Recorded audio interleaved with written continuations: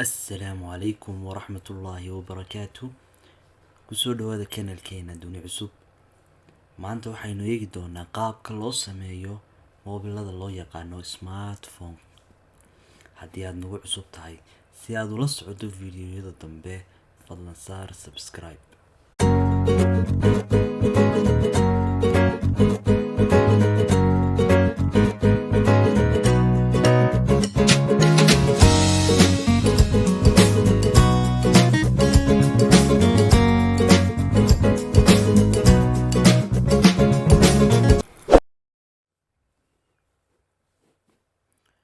ugu horeyn, moobilada casriga ah iyo sameyntooda waxa ay bilaabmatay sanadadii ugu dambeeyay ama 30 sano ee ugu dambeeyay, kaas oo ay soo saari jireen shirkado kala duwan.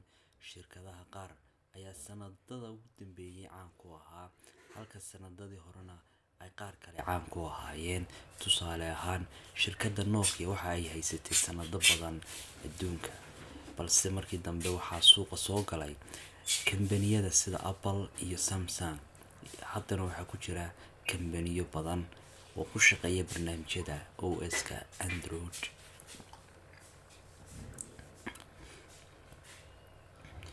Qaybtani waa halka ay soo gaadho qaybta ugu horeysa ee sameynta moobilada casriga ah. Warshadu waxay ka kooban tahay qaybo. Qayb kasta waxay ka shaqeynaya shaqaale kala duwan. waxaa intaa loo diyaariyaa chips yaryar ee lagu shubi lahaa macluumaadka moobilka. Intaa kadib waxaa loo diyaarinayaa sidii loogu shubi lahaa software oo ku shaqeyn lahaa moobilka casriga ah sida Android ama iOS. Intaa kadib, si loo dhammaystiro dhismaha moobil, waxaa loo baahan yahay in lagu xidho qalabkii sida muraayadaha hore, kamaradaha, sameecadaha iyo microphone-ka. Halka shirkadani codbaahiyaha ama sameecadda laga keenay shirkad kale, taas oo lagu rakibayo isla moobilka ay shirkadani sameynayso. qaybtani waxa ay ku xidhaan kofarka sare ee moobilka iyo dhammaan chipska uu u baahan yahay.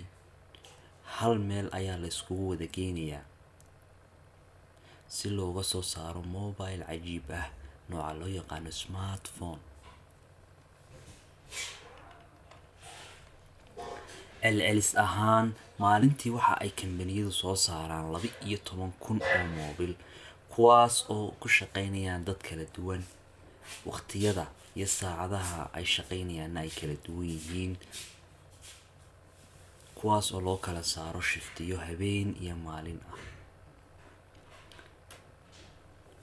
mashiinada qaar waxa ay ku xidhaan musbaarada isku qabanaya moobilka si aanu u kala dhicin una u noqon laba waaxood si ay bulshadu u isticmaasho.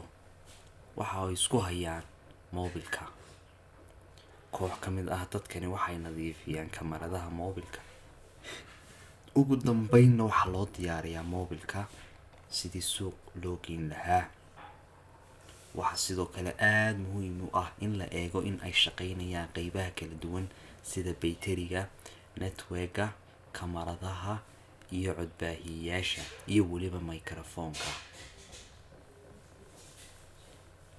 sidoo kale waxaa jira dad caadi ah oo real ah oo tijaabiya moobilka, sida inuu shaqeynayo codadku, in ay hadalka uu shaqeynayo, sidoo kale tijaabiya dhammaan qaybaha kala duwan ee moobilka. aad baad mahadsantihiin. haddii aad nagu cusub tahay, fadlan saar subscribe si aad ula socoto fiidiyoyada dambe. aad baad mahadsantihiin.